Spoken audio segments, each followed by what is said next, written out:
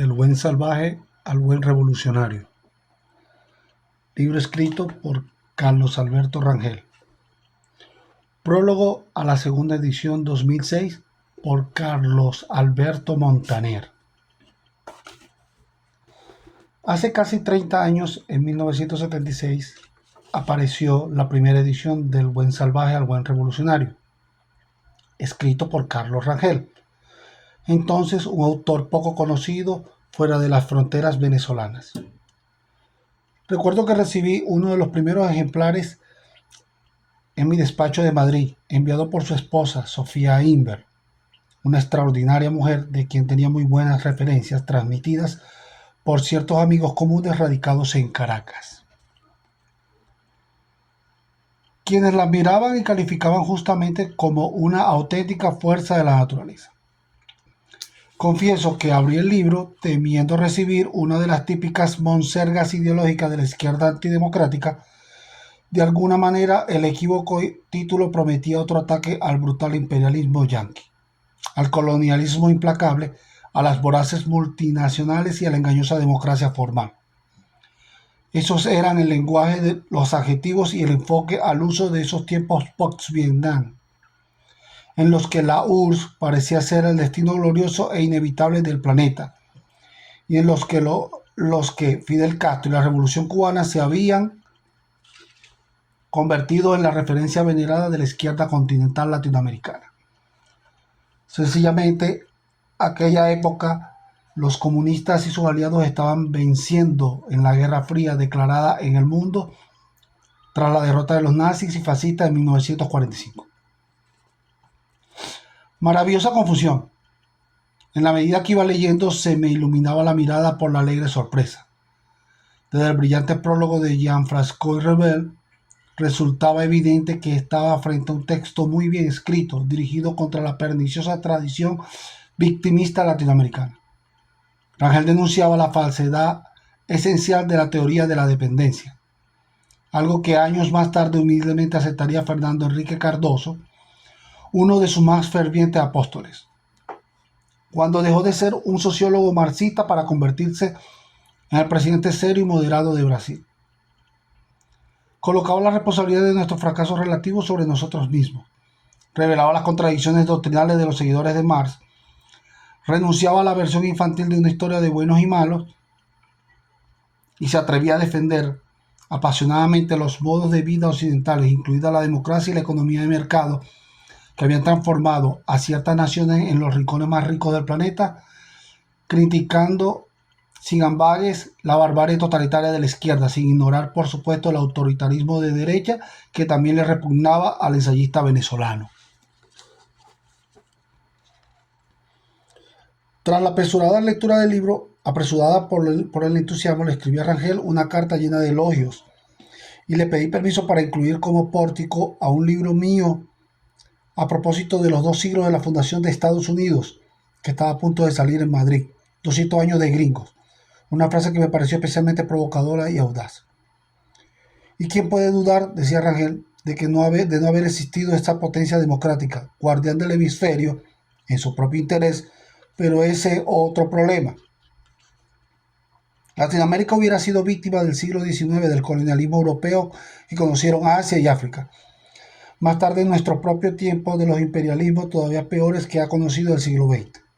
Pero nada de esto se toma en consideración a la hora de formular la hipótesis de moda sobre las causas del atraso latinoamericano y el avance norteamericano, sino de que se afirma sin matices y sin contradicción que la influencia política, económica y cultural norteamericana ha causado nuestro subdesarrollo. Naturalmente, Rangel me respondió con un alegre telegrama que selló para siempre nuestra amistad. Me autorizó a citar su texto y poco tiempo más tarde me pidió que bautizara, dicen los venezolanos, la obra de Madrid, tarea que llevé a cabo con un inmenso placer, entre otras razones porque en España, tras las entonces recientes muertes de Franco, estábamos en medio de una transición a la democracia y la confusión en torno a la realidad latinoamericana era casi absoluta. Aunque una buena parte de los españoles habían abandonado la mentalidad tercermundista, seguían vigentes los peores estereotipos y prejuicios políticos sobre la región del mundo, y la obra de Rangel en alguna medida contribuiría a aclarar el panorama. A 3 décadas de esa fecha, la pregunta inevitable es ¿por qué Venezuela, el país en el que toda la clase dirigente leyó o tuvo noticia de la obra de Rangel, cayó voluntariamente, por lo menos en sus inicios, en las redes del chavismo? Quinta esencia del tercermundismo denunciado en este libro. Y la respuesta apunta a varias razones. Lamentablemente, el ensayo fue percibido como una argumentación ideológica sin conexión con la realidad nacional. Muy poca gente lo vio como algo que también era una severa advertencia contra el aventurismo político de la izquierda colectivista antioccidental. En aquella Venezuela saudita de mediados de los 70, cuando el país crecía exponencialmente, convirtiéndose en la meta y el sueño no solo de la medida de América Latina, sino también de bastantes españoles, italianos y portugueses. Casi nadie se daba cuenta de que una sociedad que mayoritariamente abriga ideas equivocadas o juicios absurdos acaba por cometer serios errores. Como suelen decir los gringos, si uno no sabe dónde va, acaba por llegar al lugar equivocado. Los venezolanos, como el resto de América Latina, sin excluir a casi toda la clase dirigente incoordinada de las dos grandes formaciones políticas del país, tenían una visión populista del poder y de la sociedad. Suponían que la función del gobierno era planificar y mandar, no obedecer las leyes y las instituciones. Pensaban que el objetivo de gobernar era distribuir la riqueza existente sin potenciar las condiciones para que la sociedad creara riquezas. Fomentaban la dependencia y no la responsabilidad individual. Cultivaban el clientelismo político de una ciudadanía que esperaba dádivas y privilegios del partido de gobierno, ratificándole a la muchedumbre de todas las tribunas, cátedras y no en pocos medios de comunicación un mensaje en el que se aseguraba que era víctima del maligno despojo de unos bienes que supuestamente le pertenecían por derecho propio y de los que era inicuamente privada. Sensación que se resumía en un curioso vocablo. A los pobres se les comenzó a llamar desposeídos. Alguien, la burguesía, el capitalismo o las clases medias, los americanos, aparentemente le habían quitado lo que era suyo y la gran mayoría de los venezolanos sin recursos.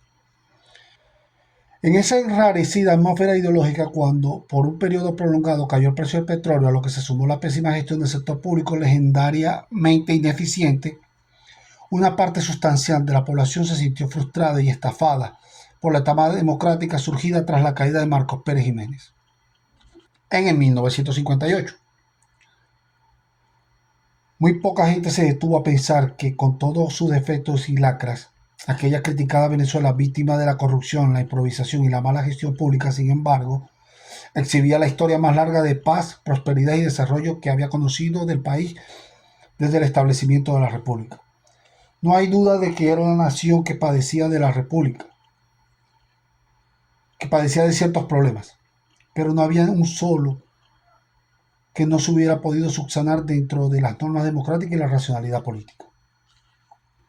Fue entonces cuando de una forma borrosa comenzó a desintegrarse el concejo llamado punto fijismo. Fue en esa época cuando la ciudadanía, de manera creciente e inconsciente, empezó a soñar con la solución revolucionaria. ¿Qué era eso? Era confiar en una invertebrada superstición de que el caudillo lleno de buenas intenciones, rodeado de arcangélicos y dedicados compañeros de lucha, ajenos a las corrompidas cúpulas políticas convencionales, llegarían al poder para corregir los yerros, castigar a los culpables y traer riqueza y felicidad colectiva.